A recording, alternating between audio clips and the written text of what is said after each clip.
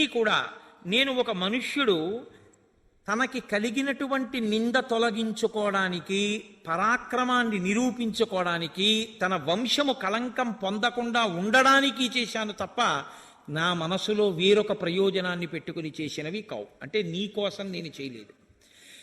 విదితశ్చాస్తుతే భద్రే యోయం రణ పరిశ్రమ సతీర్ణ సుహృదాం వీర్యాత్ నత్వదర్థం మయా కృతః. ఈ పనులన్నీ నేను ఎంతో శ్రమపడి చేసినవి అన్నీ కూడా కేవలముగా నా వంశప్రతిష్టని, నా యొక్క ప్రతిష్టని నిలబెట్టుకోవడానికి చేసినవి తప్ప నీకోసం చేసినవని నువ్వు అనుకోకూడదు. ప్రాప్త చారిత్ర సందేహ మమ ప్రతిముఖే స్థిత దీపో నేత్రాతురస్యేవ ప్రతికూలాసి మే దృఢం. ఒక పెద్ద మాటే వేసేసాడు ఇక్కడ. ఆయన అన్నాడు ప్రాప్త చారిత్ర సందేహ, అనుమానాస్పదమైనటువంటి నడవడి కలిగిన దానా అన్నాడు.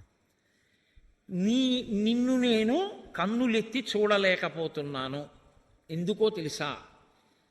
కంటి వ్యాధి ఉన్నవాడు దీపాన్ని చూడలేనట్టు అన్నాడు.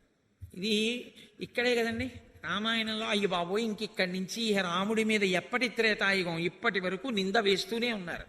నేను అగ్నిప్రవేశం చేయించిన రాముణ్ణి కాను, నేను అటువంటి అనుమానం మనిషిని అనుకుంటున్నావా? రాముడి ధర్మం అక్కర్లేదు, అనుమానం ఒకటి మాత్రం కావలసి వచ్చింది. అసలు రామాయణంలో ఆ ఘట్టం ఏమిటో సరిగా అర్థమైతే ఆ నింద మనం రాముణ్ణి చెయ్యం. కాబట్టి ఆయన అన్నాడు, కంటి కలక నాకు వచ్చింది, దీపం ఎదురుగుండా ఉంది, నేను దీపాన్ని చూడలేకపోతున్నాను. ఇప్పుడు దీపాంది దోషమా నాది దోషమా? నాది దోషం. నా కంటికి వ్యాధి ఉంది, అందుకని నా కన్ను దీపాన్ని చూడలేకపోతోంది. ఆయన ఎంత స్పష్టంగా చెప్పాడో చూడండి. నేను నిన్ను నీ నడవడి అనుమానాస్పదము అని ఏ మాట అన్నానో ఆ మాట నా కంటికి పుట్టిన జబ్బు. నీవు దీపశిఖ, దీపశిఖకి ఏదైనా తగిలిందనుకోండి, దీపానికి అగౌరవం ఏమి ఉండదు. దీపం ఎప్పుడూ దీపమే, అది ఎప్పుడూ ప్రకాశిస్తుంది. ఏది పాడైపోతుందంటే దీపంలోకి వెళ్ళిన పురుగు కాలిపోతుంది తప్ప దీపానికి ఏమి ఇబ్బంది ఉండదు. మరి ఇది తెలిసి నన్ను దీపాన్ని ఎందుకు అనలేకపోతున్నావు? నా కంటికి జబ్బు వచ్చింది సీత. ఏమిటో ఆ జబ్బు ఆయన ఎదర చెప్తాడు. ఆయన సీతమ్మని అనుమానించిన వాడు కాదు. నేను ఇవాళ లోకం ఎలా చూస్తుందో ఆ కళ్ళజోడు పెట్టుకుని చెప్తున్నాను. ఎందుకో తెలుసా? రేపు నిన్ను లోకం అంటే నేను తట్టుకోలేను, నీ మీద నా ప్రీతి అటువంటిది. ఇది ఆయన బాధ. అందుకని నిన్ను ఈ మాట అనలేక, నిన్నిలా కన్నులెత్తి చూస్తే, నీ వంక చూస్తే నేను ఇంక అనలేను. అందుకని అసలు చూడలేదు తెలుసా? ఇది ఆయన ప్రేమ, ఇది ఆయన ప్రీతి. కానీ ఎందుకు అనవలసి వచ్చిందో చెప్తాడు. తద్గచ్చహ్యభ్యనుజ్ఞాత యదీష్టం జనకాత్మజే ఏతాదశ దిశో భద్రే కార్యమస్తి నమేత్వయా కప్పుమాన్హి కులే జాతః స్త్రియం పరగృహోషితాం తేజస్వీ పునరాదత్యాత్ సుహృల్లేఖ్యేన చేతసా రావణంక పరిభ్రష్టాం దృష్టాం దుష్టేన చక్షుషా కథం త్వాం పునరాదద్యాం కులం వ్యపదిశన్మహత్ లక్ష్మణేన భరతేవాత్వం కురు బుద్ధిం యథాసుఖం సుగ్రీవే వానరేంద్రేవ రాక్షసేంద్రే విభీషణే నివేశయ మనస్సీతే యథావా సుఖమాత్మనః. ఆయన అన్నాడు, సీత, ఇప్పుడు నీకు ఉన్నటువంటి కష్టం నుంచి నువ్వు విడుదల పొందావు. రావణుని భయం నీకు లేదు. కాబట్టి ఇప్పుడు నువ్వు దశ దిశలలో నీవు ఎక్కడ సంతోషంగా ఉంటాననుకుంటావో అక్కడికి నువ్వు వెళ్ళవచ్చు. ఒకవేళ నీకు రక్షణ లక్ష్మణుడి దగ్గర లభిస్తుంది అనుకుంటే లక్ష్మణుడి దగ్గర ఉండవచ్చు, భరతుడి దగ్గర లభిస్తుంది అంటే భరతుడి దగ్గర ఉండవచ్చు, శత్రుఘ్నుడి దగ్గర లభిస్తుందంటే శత్రుఘ్నుడి దగ్గర ఉండవచ్చు. కాదు, కపిరాజైన సుగ్రీవుడి దగ్గర లభిస్తుందంటే ఆయన దగ్గర ఉండవచ్చు. కానీ రావణాసురుడు బలవంతంగా తన చేతితో పట్టుకుని పైకెత్తి తొడ మీద కూర్చోపెట్టుకుని చాలా దగ్గరగా నిన్ను పట్టుకొని కామమోహితమైన కన్నులతో చూసినటువంటి నిన్ను మళ్ళీ తీసుకొచ్చి నా ఇల్లాలి స్థానంలో గౌరవించి నా ఇంటిలో ఉంచుకోగలిగినంత ఔదార్యంతో నేను ఇప్పుడు మాత్రం లేను. అటువంటి స్థితి కుదరదు. కాబట్టి నీవు రక్షణ ఎక్కడ పొందుతావో అక్కడికి నువ్వు వెళ్ళవచ్చు. అంటే సీతమ్మంది, కిమ్మాం అసదృశం వాక్యం ఈదృశం శ్రోత్ర దారుణం రూక్షం శ్రవయసే వీర ప్రకృతామివ. ఆవిడంది, రామ, మీరు మాట్లాడుతున్న మాటలు ఎలా ఉన్నాయో తెలుసా? అసలు ధర్మశాస్త్రము ప్రవర్తన ఏమీ తెలియనటువంటి అత్యంత చౌకబారు ప్రవర్తన కలిగినటువంటి ఒక స్త్రీని అంత చౌకబారుతనం ఉన్న ఒక పురుషుడు మాట్లాడితే ఎలా ఉంటుందో అలా ఉంది తప్ప ఇది రాముడు సీతతో మాట్లాడే మాటల్లా లేవు. న తథాస్మి మహాబాహో యథాత్వం అవగచ్చసి ప్రత్యయం గచ్చమేయేన చారిత్రేణైవ తే శపే. నేను ఏనా నడువడిని నువ్వు సందేహించావో ఆ నా ప్రవర్తన మీద ఒట్టు పెట్టి చెప్తున్నాను. ఇలా స్త్రీ జాతిని శంకించడం అనేటటువంటిది తగదు. నా పాతివ్రత్యము మీద ఆన, నువ్వు నన్ను విశ్వసించు. పృథక్ స్త్రీణాం ప్రచారేణ జాతిం తాం పరిశంకసే పరిత్యజేమాం శంకాంతు యది తేహం పరీక్షిత. మనుష్యుల యందు ఎప్పుడూ కూడా, ప్రతివారి యందు కూడా ఎక్కడో అక్కడ అల్పమైనటువంటి బుద్ధి కలిగిన వాళ్ళు ఉంటారు. అది ఆడవారి ఎందు కావచ్చు, మగవారి ఎందు కావచ్చు. అంత మాత్రం చేత అందరినీ ఆ గాట కట్టి మాట్లాడడం తప్పు. ఎక్కడో ఎవరో అటువంటి వారిని నువ్వు చూసి ఉండొచ్చు. అంత మాత్రం చేత నన్ను కూడా అలా మాట్లాడడం చాలా తప్పు రామ. యదహం గాత్ర సంస్పర్శం గతాస్మి వివశా ప్రభో కామకారో నమే తత్ర దైవం తత్రాపరాధ్యతి. రావణుడు నన్ను పట్టుకున్నాడు, తొడ మీద కూర్చోబెట్టుకున్నాడు అంటున్నావు. రావణుడు నన్ను పట్టుకున్నప్పుడు, తన తొడ మీద కూర్చోపెట్టుకున్నప్పుడు నన్ను నేను రక్షించుకోగలిగిన స్థితి నాది కాదు. నేను పతివ్రతని, నువ్వు నన్ను రక్షించాలి. నా ధర్మం నీ చేత రక్షింపబడడం. నన్ను నేను రక్షించుకోగలిగినంత బలం నాకు లేదు నా శరీరానికి. అవతల శరీరం యొక్క బలం ఎక్కువ. అవతలవాడు తన శరీరంతో బలంతో నన్ను పట్టుకుని తన తొడ మీద కూర్చోబెట్టుకున్నాడు. అప్పుడు నా మనసు మారి ఉంటే నాది తప్పు. మదధీనం తు ఎత్తన్మే హృదయం తయివర్తతే పరాధీనేషు గాత్రేషు కింకరిష్యామ్యనీశ్వర. నా శరీరమును వాడు పట్టుకున్నాడు, నా మనసు నిన్ను పట్టుకుంది. ఏది దోషం చెప్పి? ఇప్పుడు నా దోషం ఉందా? నా మనసు నిన్ను పట్టుకుంది అని నువ్వు నమ్మడానికి నేనేం చేయవలసి ఉంటుంది? శరీరం రావణుడు పట్టుకుంటే నా తప్పేమిటి? అంటే సందర్భం వచ్చింది కాబట్టి నేను మీతో ఒక విషయం ప్రస్తావన చేస్తా. సనాతన ధర్మంలో చాలా పెద్ద మాట ఒకటి ఉంది తెలుసా అండి? వివాహపూర్వము, వివాహము చేయబడకముందు బలాత్కారముగా స్త్రీ అపహరింపబడి ఆమె యొక్క శీలము చెరపబడితే దుర్మార్గుని వలన ధర్మాత్ముడైన వేరొక పురుషుడు ఆమెని భార్యగా స్వీకరించవచ్చు, ఆమెకు ఏ దోషము కలగదు అని ఉంది. అంత ఉదారంగా మాట్లాడే శాస్త్రాలు. ఆమె మనసు ప్రధానం అని చెప్పి ఆ వాడు పశుబలంతో నన్ను తొడ మీద కూర్చోబెట్టుకున్నాడు. నా మనసు నిన్నాశ్రయించింది. హా రామ హా లక్ష్మణ అన్నాను. నా దోషం ఏముంది? కాబట్టి సహ సమృద్ధ భావేన సంసర్గేణ చ మానద ఇది తేహం న విజ్ఞాత హతా తేనాస్మి శాశ్వతం.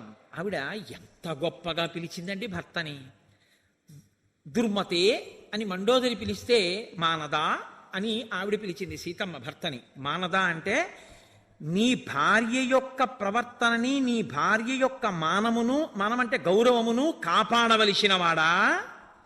10 మంది మధ్యలో ఇంతకాలం కలిసిమెలిసి తిరిగిన వాళ్ళమే, కొన్ని నెలలు ఆపద వచ్చి నేను ఇక్కడ ఉన్నానే, అంత మాత్రానికి ఇంత శంకించి నువ్వు ఇన్ని వేల మంది ముందు మాట్లాడేవే, ఇప్పుడు నేను ఉన్నట్టా నశించిపోయినట్టా అని అడిగింది ఆవిడ.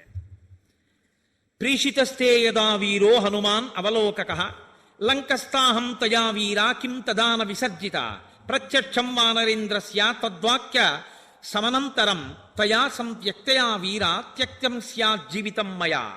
హనుమని నువ్వు పంపించావు. హనుమ వచ్చి శిశుపావృక్షం మీద కూర్చుని చూశారు. నేను ఎటువంటి ప్రవర్తనతో ఉన్నారో ఆయన చూశారు. చూసి నాకు నీ ఉంగరం ఇచ్చారు, నా కేశభూషణాన్ని పుచ్చుకున్నాడు, నీ దగ్గరికి వచ్చాడు, నీకు నా ఆభరణాలు ఇచ్చాడు. నువ్వు చాలా సంతోషించావు. సీతమ్మని వదిలి నేను ఉండలేనని సేతువు కట్టొచ్చావు, వచ్చి యుద్ధం చేశావు. ఇప్పుడేమంటున్నావు? నీ చారిత్రము అనుమానాస్పదం అంటున్నావు. ఈ మాట నువ్వు ఎప్పుడు అనాలి?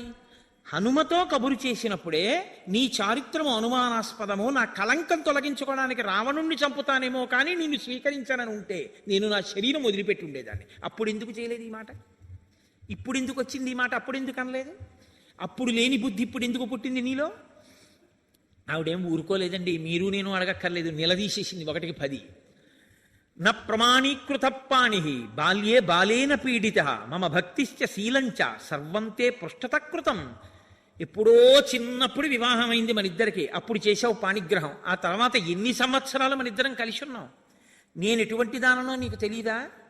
నీ కంటితో చూడని దానికి, నా చేతిలో లేని దానికి నేను కొన్ని నెలల పాటు పరగృహంలో ఉండిపోవలసి వస్తే నా చారిత్రమును, నా మంచితనాన్ని పక్కకి తోసేసి నీ కంటితో చూడని దానికి నింద చేసి నన్ను నువ్వు దూరం చేసి మాట్లాడతావా?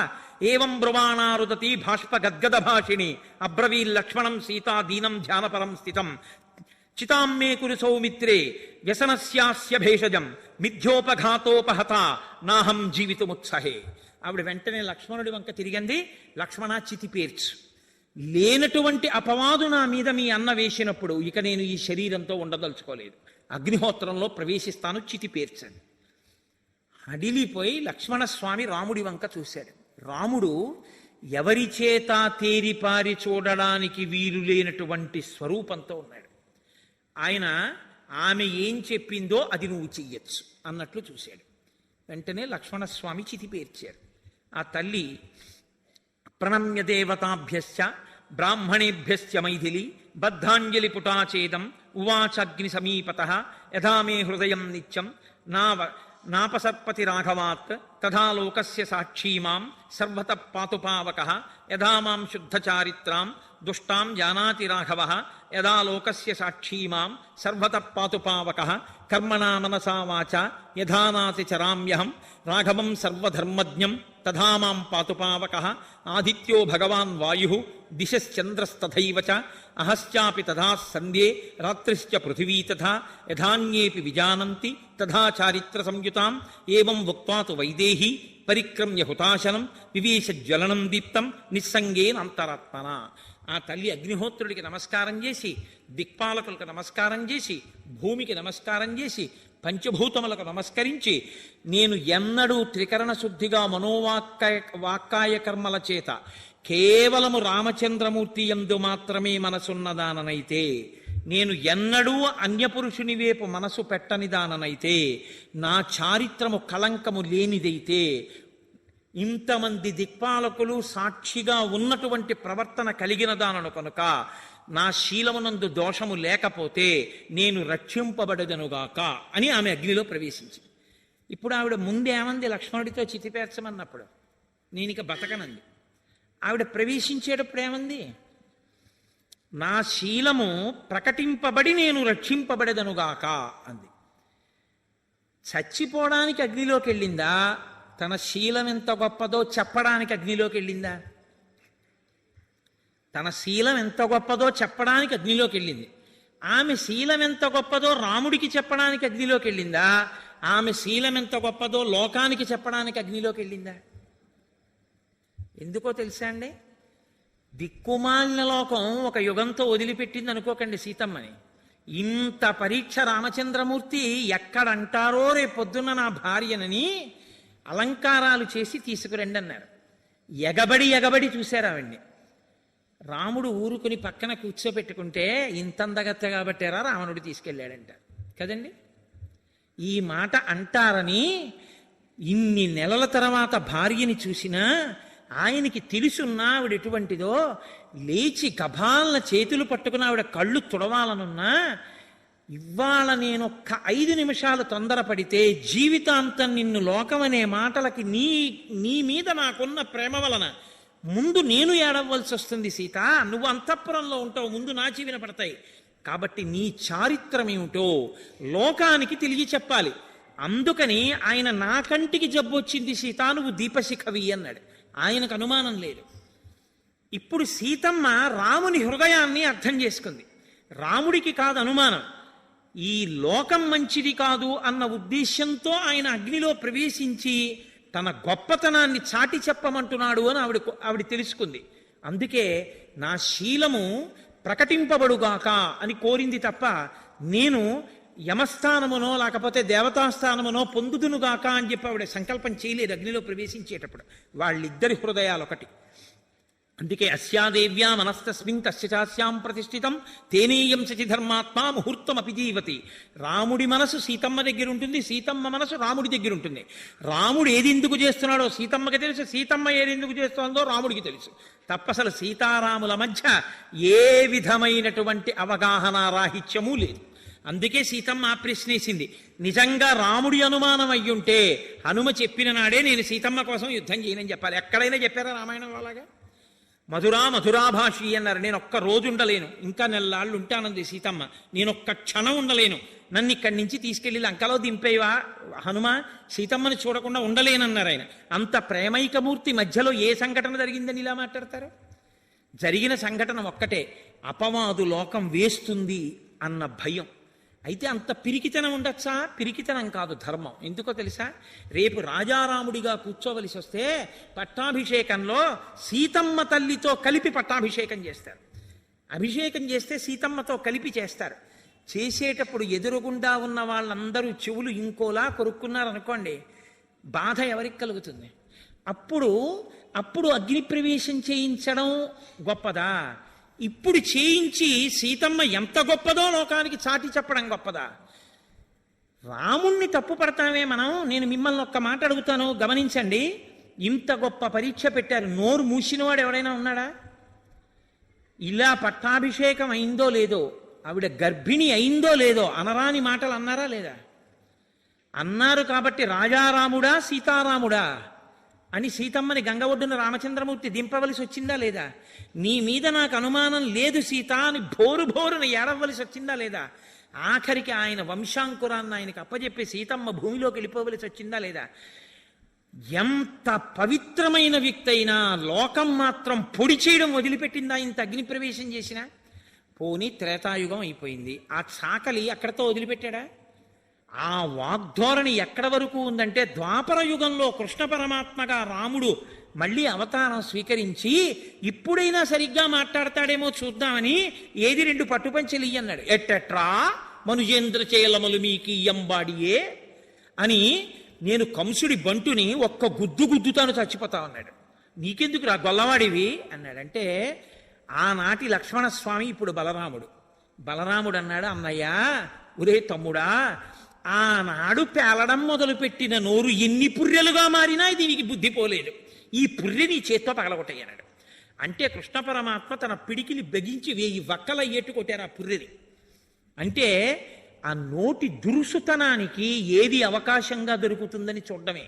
యుక్తాయుక్త విచక్షణతో మాట్లాడడం లోకంలో అందరికీ ఉండదు. దీని నుంచి భార్యని రక్షించడం రాముని యొక్క ప్రయోజనం. ఆ రక్షించడం, అందుకే ఆవిడంది మానదా అంది. నన్ను రక్షిస్తున్నవాడా, నా గౌరవాన్ని రక్షిస్తున్నవాడా, ఇది ఆవిడికి అర్థమైంది. అర్థం అవంది ఎవరికంటే మనకి. ఇప్పటికీ దిక్కుమాలిన సినిమా డైలాగ్ ఏమిటంటే, నేనేం రాముడిని అనుకుంటున్నావా అనుమానించడానికి అంటాడు. అదొక్కటే పని ఆయనకి. ఇంకా అలా అయితే సీతారాములని నీ పెళ్లి శుభలేక వాళ్ళ పేరే వేశారు, జానక్యాహ కమలామలాంజలి పుటే. మీ నాన్నగారిని అడిగి ఎందుకు వేశారు? అనుమానం రాముడిని ఎందుకు వేసావు? మరి అలాంటప్పుడు ధర్మం అర్థం చేసుకునే ప్రయత్నించాలి. రామచంద్రమూర్తి అంటే రాశీభూతమైనటువంటి ధర్మం. సీతమ్మ తల్లి యొక్క కీర్తిని ప్రకాశింపచేసేటటువంటి ప్రయత్నం చేసిన మహాపురుషుడైన. వాళ్ళిద్దరికీ లేని గొడవ ఎన్ని కోణాల్లో, ఎన్ని కళ్ళజోళ్ళెట్టుకుని, ఎన్ని రకరకాలుగానో చూసి, ఎన్ని రకాల వ్యాఖ్యానాలు, ఎన్ని రకాల ఉపన్యాసాలు, ఎన్ని రకాల మాటలో. అప్పుడు చేసిన అగ్ని పరీక్షకు కట్టుబడి మనం ఇప్పటికైనా రాముడి మీద అనకుండా ఉన్నామా చెప్పండి? ఎన్ని తప్పు మాటలో. రాముడు ఆపాటి జాగ్రత్త కూడా తీసుకుని ఉండకపోతే మనం ఎంత మాట్లాడుండేవాళ్ళు? అసలు రామాయణం చెప్తాయండి మనం. అయ్యి బాబోయ్ ఇదొక్కటే పట్టుకుంటాం, రామాయణంలో మిగిలినవన్నీ వదిలేసి ఒక్క ఘట్టమే పట్టుకుందాం మనం. కాబట్టి రాముని యొక్క ధార్మిక నిష్టని మీరు చూడవలసి ఉంటుంది. ఇప్పుడు ఆ తల్లి నమస్కారం చేసి అగ్నిలోకి ప్రవేశించగానే అగ్నిహోత్రుడు రావడం కాదు, మొత్తం దేవతలందరూ త్రిమూర్తులు విష్ణు స్వరూపం తప్ప కదిలి వచ్చేసి తతో వైశ్రవణో రాజా యమశ్చ మిత్రకర్షణ సహస్రాక్షో మహేంద్రశ్చ వరుణశ్చ పరంతప షడర్ధనయన శ్రీమాన్ మహాదేవో వృషధ్వజ కర్తా సర్వస్య లోకస్య బ్రహ్మ విదాంబర ఏతే సర్వే సమాగమ్య విమానై సూర్యసన్నిభై ఆగమ్య నగరీం లంకాం అభిగ్ముష్య రాఘవం. ఆ బ్రహ్మగారు మూడు నేత్రములున్నటువంటి పరమశివుడు త్రయంబకుడు, ఆయనతో పాటుగా వరుణుడు, ఆయనతో పాటుగా ఇంద్రుడు, ఆయనతో పాటుగా కుబేరుడు, వీళ్ళందరూ సూర్యుడితో సమానమైనటువంటి విమానములనెక్కి అక్కడికి వచ్చారు. వచ్చి బ్రహ్మగారు మాట్లాడుతూ, నాయనా నువ్వు దేవాధిదేవుడివి, నువ్వు శ్రీమన్నారాయణుడివి, సృష్టికర్తవి, స్వయంభువి, ఈ లోకాలన్నీ నీయందే పుట్టి నీయందే పెరిగి నీయందే లయమవుతాయి, అటువంటి వాడివి రామా, నీవు ఇవాళ ఇలా సామాన్య మానవుడిగా నిన్ను నువ్వు తలుచుకోవడం ఆశ్చర్యంగా ఉంది అన్నాడు. అంటే వెంటనే రాముడు అన్నాడు, ఆత్మానం మానుషం మన్యే రామం దశరథాత్మజం యోహం యస్య యతశ్చాహం భగవాన్స్తద్బ్రవీతుమే. ఏమిటేమిటో అంటున్నారు మీరు, ఆదిమధ్యాంతరహితుడు అంటున్నారు, శ్రీమన్నారాయణుడు అంటున్నారు, సృష్టికర్త అంటున్నారు, స్థితికర్త అంటున్నారు, ప్రళయకర్త అంటున్నారు, నేను అలా అనుకోవట్లేదన్నాడు. ఆయన అన్నాడు, ఆత్మానం మనుషం మన్యే, నన్ను నేనేమనుకుంటున్నానో తెలుసా, ఒక మనుష్యుణ్ణి అనుకుంటున్నాను అన్నాడు. అందుకు మనుష్య జాతి రుణపడింది అన్నది నేను రాముడికి. ఆయన ఆద్యంతములు మనిషిగానే ప్రవర్తించాడు. నేను కేవలం మనుష్యుణ్ణి, రామం దశరథాత్మజం, నేను దాశరథిని, దశరథ మహారాజు గారి కొడుకుని. ఒకవేళ అంతకన్నా ఏమైనా అని మీరేదో అంటున్నారు, అలా ఏదైనా అయితే అది సత్యమా, ఏది నాకు చెప్పండి అన్నారు. ఇది చాలా శక్తివంతమైన స్తోత్రము అంటారు యుద్ధకాండలో. ఇది కేవలం చదివినంత మాత్రం చేత, కేవలం పారాయణ చేసినా, దీన్ని విన్నా ఉత్తరక్షణ ప్రయోజనాన్ని సమకూరుస్తుంది అని వాల్మీకి మహర్షి కాదు, దీని ఫలశ్రుతి స్వయంగా చతుర్ముఖ బ్రహ్మగారు చెప్పారు. అంత శక్తివంతమైన స్తోత్రంగా చెప్తారు. ఇతి బ్రువంతం కాకుత్సం బ్రహ్మ బ్రహ్మవిదాంబర అబ్రవీచ్ఛృణిమే రామం సత్యం సత్యపరాక్రమం భవాన్ నారాయణో దేవ శ్రీమాంశ్చక్రాయుధో విభో ఏకశృంగో వరాహస్త్వం భూతభవ్య సపత్నజిత్ అక్షరం బ్రహ్మ సత్యంచ మధ్యే చాంతే చ రాఘవ లోకానాం తం వరో ధర్మో విశ్వక్సేనశ్చతుర్భుజ శార్ంగధన్వా హృషీకేశ పురుష పురుషోత్తమ అదిత ఖడ్గదృద్విష్ణు కృష్ణైశ్చైవ బృహద్బల సహస్రశృంగో వేదాత్మా శతజిహ్వో మహర్షభ త్వం యజ్ఞస్త్వం వషట్కార త్వమోంకార పరంతప ప్రభవం నిధనం వాతే న విధుః కో భవానితి దృశ్యసే సర్వభూతేషు బ్రాహ్మణేషు చ గోషు చ దిక్షు సర్వాసు గగనే పర్వతేషు వనేషు చ సహస్రచరణ శ్రీమాన్ శతశీర్ష సహస్రదృక్ త్వం ధారయసి భూతాని వసుధాం చ సపర్వతాం అహంతే హృదయం రామ జిహ్వా దేవీ సరస్వతి దేవా గాత్రేషు రోమాణి నిర్మితా బ్రహ్మణ ప్రభో నిమేషస్తే భవేద్రాత్రి ఉన్మేషస్తే భవేద్దివా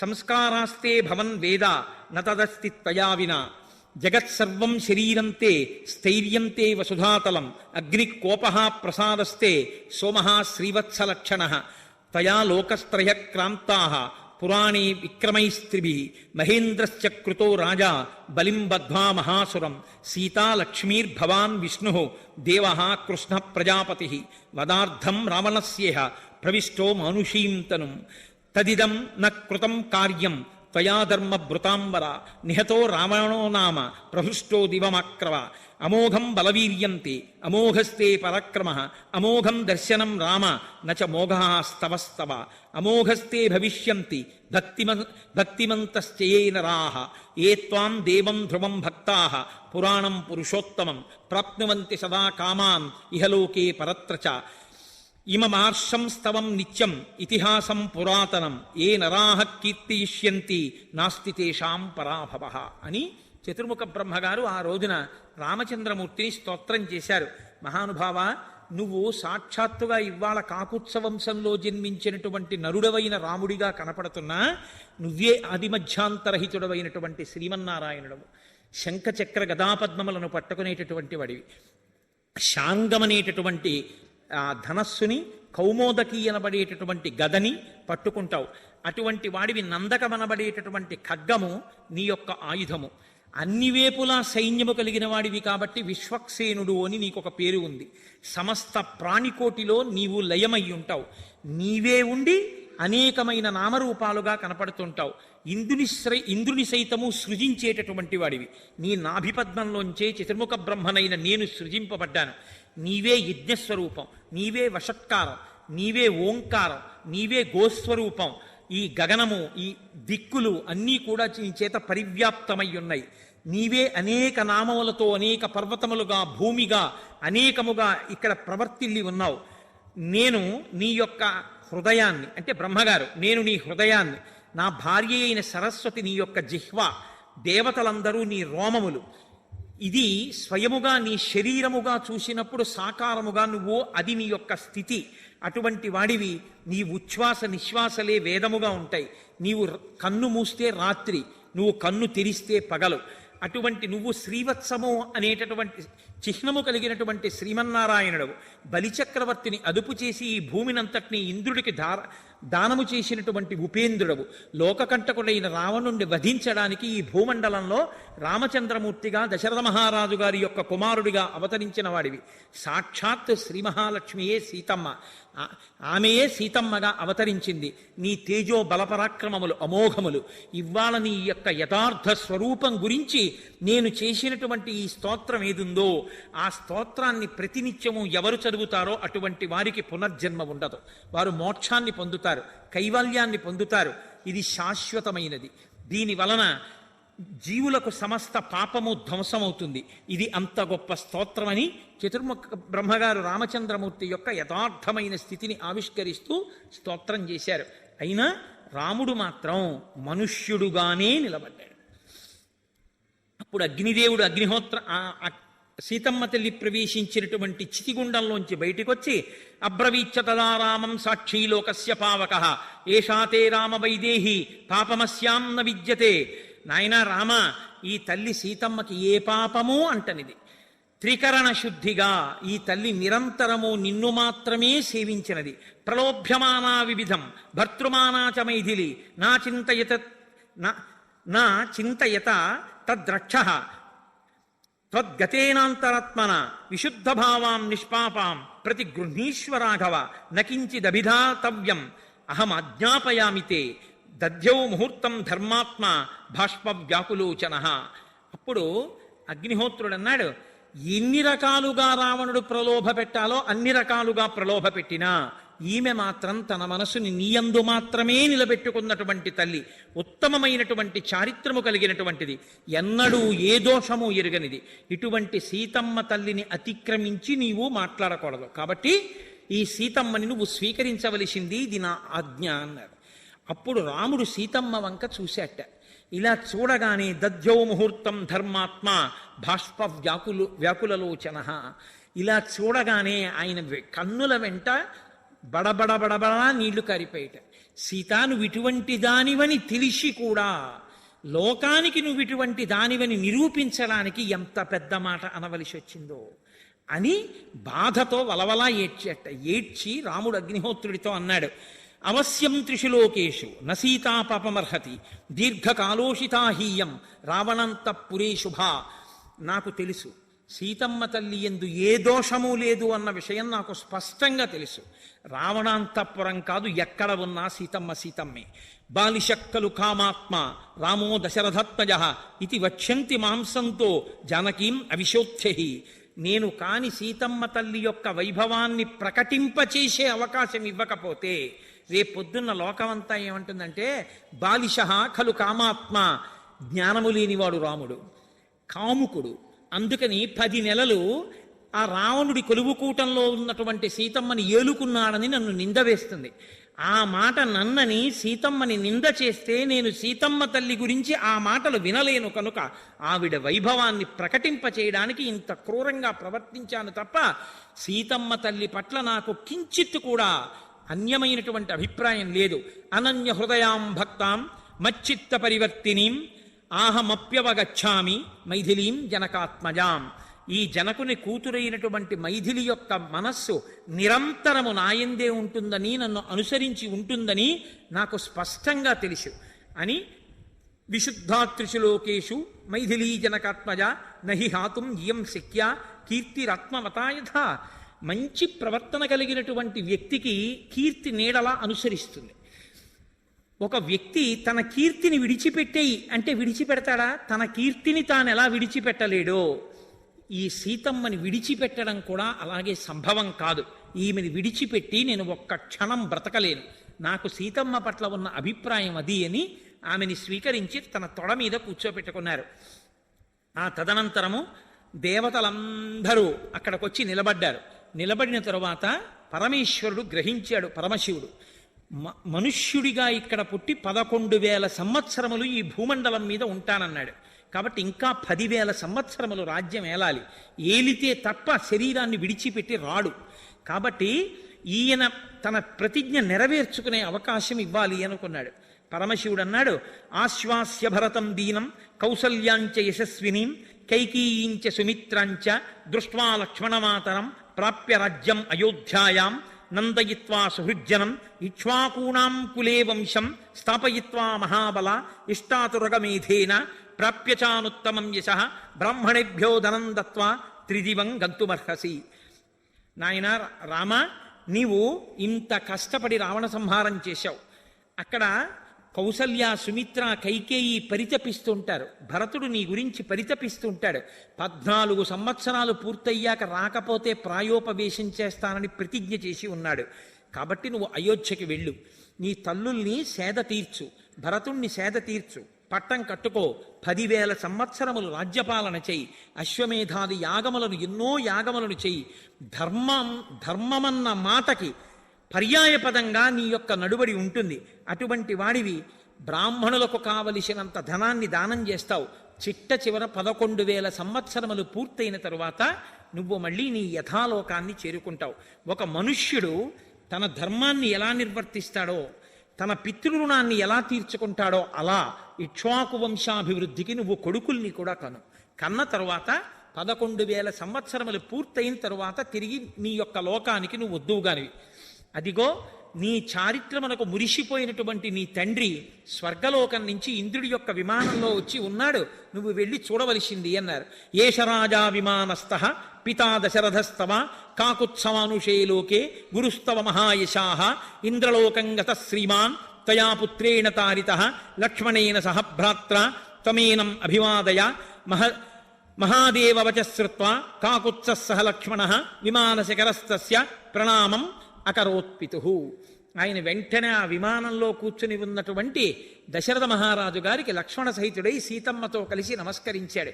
వెంటనే దశరథ మహారాజు గారు రామచంద్రమూర్తిని తన తొడ మీద కూర్చోబెట్టుకుని సంతోషంతో చెయ్యి వేసి దగ్గరికి తీసుకుని, నాయనా, నీలాంటి కొడుకు పుట్టినందుకు నేను ఇవాళ ఊర్ధ్వలోకాలు పొందాను, సత్యంలో నిలబడ్డాను అన్న ప్రతిష్ట పొందాను, స్వర్గలోకంలో ఉన్నాను, ఇంద్రుడి యొక్క విమానంలో నిన్ను చూడ్డానికి వచ్చాను. నేను నీకు పట్టాభిషేకం చేసి రాజ్యం ఇవ్వాలనుకున్నాను, కానీ పట్టాభిషేకం భగ్నమైపోయిందని బెంగ పెట్టుకుని 14 ఏళ్లు నిన్ను చూడకుండా ఉండలేను అని ప్రాణం వదిలిపెట్టాను. ఊర్ధ్వలోకాలకి వెళ్ళాక నాతో దేవతలు చెప్పారు, ఇదానీంతు విజానామి యథా సౌమ్య సురేశ్వరై వదార్థం రావణస్యేదం విహితం పురుషోత్తమ. రావణవధ కొరకే పట్టాభిషేకాన్ని భగ్నం చేయడానికి దేవతలు ఆ మందరని ప్రయోగించారు.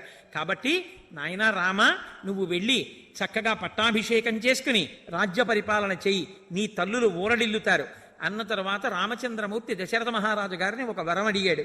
కురుప్రసాదం ధర్మజ్ఞ కైకేయ్యా భరతస్య చ సపుత్రాం త్వాం త్యజానీతి యదుక్తా కైకేయీత్వయా సశాప కైకేయీం ఘోరః సపుత్రాం న స్పృశేత్ ప్రభో. నీవు ఒకానొకప్పుడు నాకు రాజ్యం ఇవ్వకుండా కైకేయి అడ్డుపడిందన్న ఆగ్రహావేశంలో ఒక మాటన్నావు, ఒక శాపవాక్కుని విడిచిపెట్టావు. ఈనాటి నుంచి కైకమ్మ కానీ భరతుడు కానీ నాకు భార్య కుమారులు కాకుండా పోతారన్నావు. ఆ శాపవాక్కుని ఉపసంహారం చెయ్యి. కైకమ్మ నీకు భార్యయే, మాకు తల్లియే. భరతుడు నీకు కుమారుడే, నాకు తమ్ముడే. తండ్రి, అది అనుగ్రహించమన్నారు. అది రాముడి ధర్మం అంటే. దశరథ మహారాజు గారు సంతోషించి ఎంతో ఆనందించి తప్పకుండా అలాగేనన్నారు. సీతమ్మ వంక తిరిగి, అమ్మా, నీ వంటి కోడలు పెద్ద కోడలుగా లభించినందుకు పొంగిపోతున్నాను తల్లి అని, కర్తవ్యోనతో వైదేహి మన్యుస్వాగమిమం ప్రతి రామేణ విశుద్ధ్యర్థం కృతమే తద్దితేషిణ.